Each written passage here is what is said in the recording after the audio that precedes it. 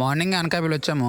అసలు మ్యాటర్ ఏంటంటే మార్నింగ్ మా అన్నయ్య వచ్చి అనకాపల్లిలో ఉన్న వినాయకుని చూడడానికి వెళ్దాం రారా అన్నాడు. నేను కాలేజ్కి వెళ్ళినప్పుడు చూసాను రా అంటే నువ్వు వస్తావా రావా అని కూర్చున్నాడు మామ. సర్లే అని చెప్పి బయలుదేరిపోయాము. ఇంకా అలా స్టేడియంలోకి వచ్చి టికెట్లు తీసుకొని బాస్ దగ్గరికి అయితే వచ్చాం మామ. బాస్ ని అని చెప్పి చూసినా అలా చూడాలనిపిస్తుంది, ఎందుకంటే అంత ముద్దుగా ఉన్నాడు బాస్.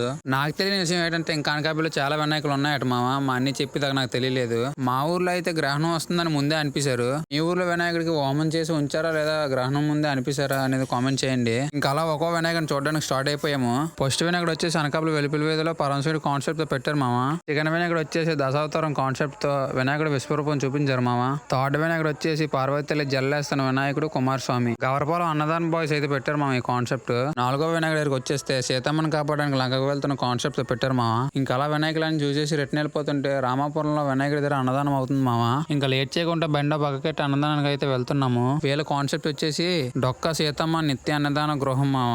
ఫైనల్లీ ప్రసాదం తినేసి రిటర్న్ అయితే అయిపోయాము. అలాగే మన ఛానల్ ని ఫాలో అండ్ సబ్స్క్రైబ్ చేసుకోకపోతే చేసుకో మామ. సరే మామ, అయితే నెక్స్ట్ వీడియోకి వెళ్దాం.